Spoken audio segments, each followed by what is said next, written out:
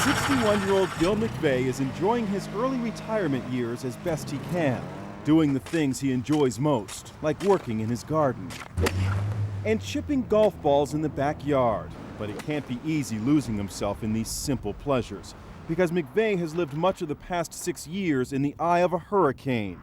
Bill's son, 33-year-old Timothy McVeigh, has been sentenced to death for the Oklahoma City bombing. Father Paul Belzer has been the McVeigh family priest for decades. Bill is quiet, and he stays by himself most of the time, and he seems to be calm when you talk with him. How's everything? Okay. Can we do anything? No. Inside Edition spent an extensive amount of time with Bill McVeigh at his home. McVeigh won't be interviewed on camera. He's trying to live quietly, but it hasn't been easy.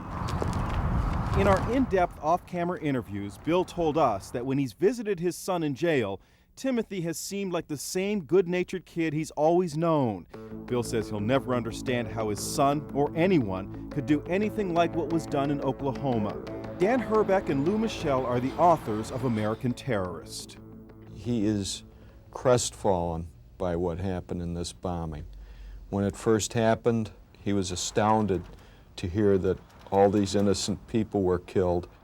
Can you turn that off, please? Would you talk to me? No. Can you turn that off, please? That's pretty much all Timothy's sister Jennifer had to say when we caught up with her near her new home, far from where she, her brother, and older sister Patty grew up outside of Buffalo, New York.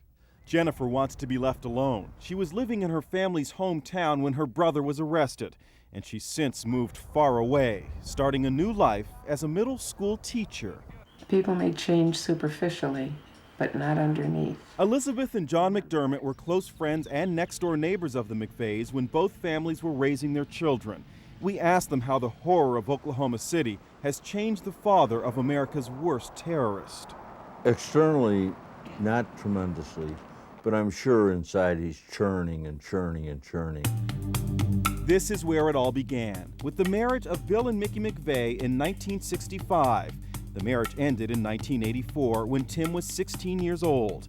These are exclusive photos never before seen on television. They are portraits of a seemingly normal family. Mickey McVeigh, who attended her son's trial, declined an interview, but wrote us this emotional letter last year in which she describes life since the bombing.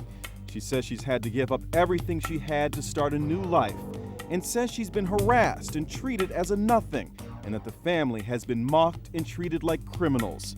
But author Lou Michel says Timothy McVeigh believes his arrest sent his mother into an emotional tailspin.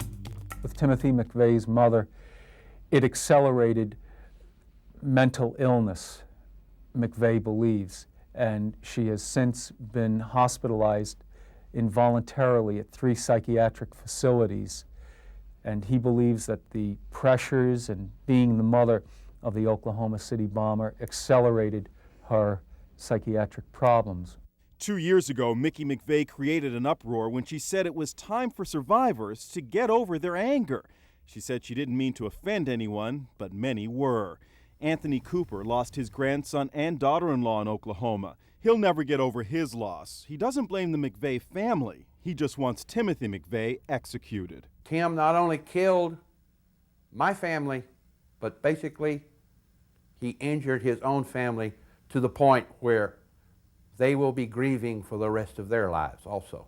I love Tim, and no, he's not evil. He took a very wrong turn, and for whatever reason refuses to see the evil that he has done, but I don't think he is evil, no. And that's what makes the McVeigh story so hard to comprehend. You look at the photos of his youth, talk to the people who know him, who still love him, and you still can't trace the roots of the hate and violence. Bill McVeigh told us that he asked Tim in a jailhouse visit if he was ready to apologize to the families of the victims. Bill says Tim told him, "Dad, I'd make a lot of people happy if I apologized, but if I apologized, I'd be lying." Are you prepared for death? I am. I came to terms with my mortality in the Gulf War. After that, it's not that hard to be, quote, prepared for death. Bill told Inside Edition that he and daughter Jennifer traveled to the prison in Indiana to visit Tim for the last time on April 10th. They were separated by a glass window. Bill says they could have had a final hug and kiss, but Tim said no. In the end, Bill says Timothy stood up, his hands cuffed behind him, turned, and pressed his open palms against the glass. Jennifer, in tears, pressed her hand against one of Tim's, and Bill did the same. Then Tim walked away. Bill McVeigh will never see his son again. There's nothing worse in the world than losing your own child, as these people did in Oklahoma City.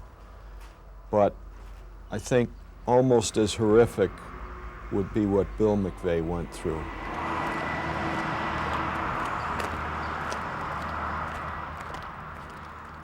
Oh, I remember when we done that. That was back before.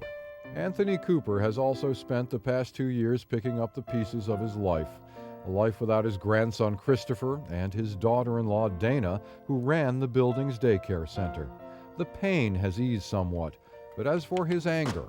Total, complete, pure, right to the bone, anger. Every time I think about it, it just goes right, it's pure anger. Anthony will also watch parts of the trial, but from Oklahoma City. I don't think being within spitting distance of him, I would not spit on him. What I really need to hear is a verdict. I want to know, is he guilty and when's he going to die? Anthony's son AC remarried last December, and the family is doing its best to move on. He's nothing like the person he was before. Before he had his own little world, and that's all that really mattered to him. Well, he still has his own world, but he guards it. You just take your turns between being sad and glad. Glad you're alive. Sad for those other people. Martin Cash worked in the Federal building for 12 years. He was on the 5th floor when the bomb exploded. My eye was hanging out of my cheek. It had been blown completely out of the socket. I had a hole in my head right here, bigger than a quarter, and my skull was cracked all the way back. Doctors couldn't save Martin's eye, and more than 100 of his friends died, but Martin considers himself lucky, and he's determined to face Timothy McVeigh in court.